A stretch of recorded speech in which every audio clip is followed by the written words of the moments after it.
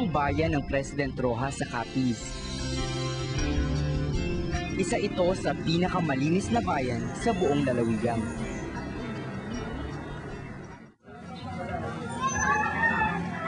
Dito ko nakilala si Bossing, 14 na taong gulang. Sa murang edad niya, naging biktima siya ng pang-aabuso ng kanyang sariling ama. Dahil sa malimit na paglalasing, napagbubuntunan siya ng ama. Pinagmumura, minsan sinasampal pa. Pero sa tulong ng mga opisyal ng barangay ay naidulog at natulungan si Bossing sa kanyang problema. Pagdating ko sa kanilang bahay, sinaktan siya ng kanyang ama.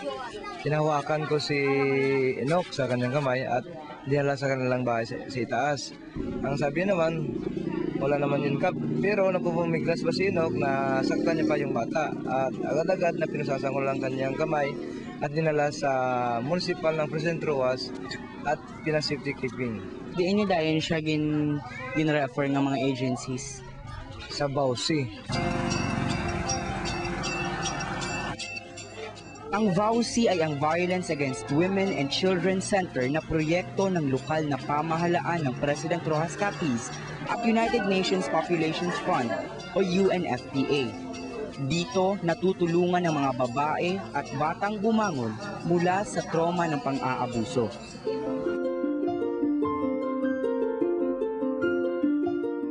Mas kilala ang center na ito sa tawag na Pink Room. The pink color connotes healing from the violence those women and children are experiencing. The room, on the other hand, is a place of safety, a shield and protection from further abuse. Thus, the Pink Room would like to be seen from the outside as a sanctuary and temporary refuge of the battered soul, where victims and survivors can begin to heal and rebuild their lives again.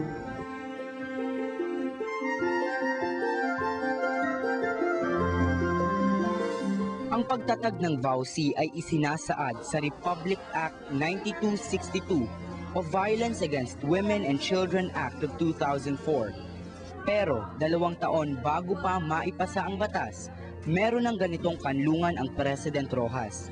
Itinatag ang VAUSI dito noong 2002 dahil sa mataas na kaso ng pang-aabuso sa mga kababaihan at kabataan. Ito ay isang one-stop shop para sa mga biktima ng pang-aabuso. Nagtutulungan dito ang lokal na pulisya, Municipal Social Welfare and Development Office, Rural Health Unit, at iba pang mga tanggapan ng gobyerno sa mga kaso ng pang-aabusong ipinapaabot sa center. Malaking tulong daw ang center para kay Bossing. Bukod sa pag-aruga at pagtugon sa pangangailangan ng mga tulad niya, tinututukan din ng center ang mga nang abuso.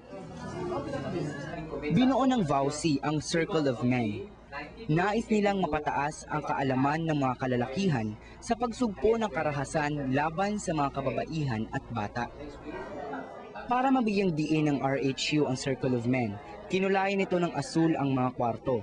Dito sumasailalim ng regular na diskusyon ng ama ni Bossing at iba pang tatay na naimbitahan.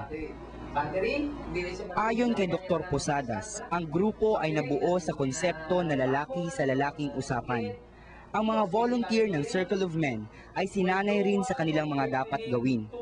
Isa na dito ang magbigay ng payo o pangaral sa ibang kalalakihan para maiwasan ang mga pananakit sa bata at kababaihan. Unti-unti na raw nagbago ang pakikitungo ng ama ni Bossing sa kanya. Pwede wala naman ko gapala kasi dahil wala naman yan, wala ko. Di naman naman ulit ya. Ang President Roxas ay may pinakamataas na statistics ng pang-aabuso sa probinsya. Pero dahil sa magandang pagpapatakbo ng Pink Room, bumaba ang kaso ng pang-aabuso sa mga kabataan at kababaihan. Dahil dito, ginawaran ito ng iba't ibang parangal. Katulad ni Bossing at ng kanyang ama, maraming buhay nga ang nabago, naiayos at naibalik sa normal dahil sa mga taong nakikipagtulungan sa VAUSI ng President Roxas.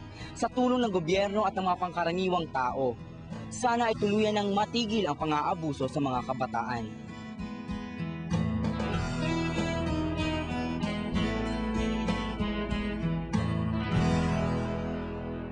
Ang Kabataan Express ay hatid sa inyo ng UNICEF.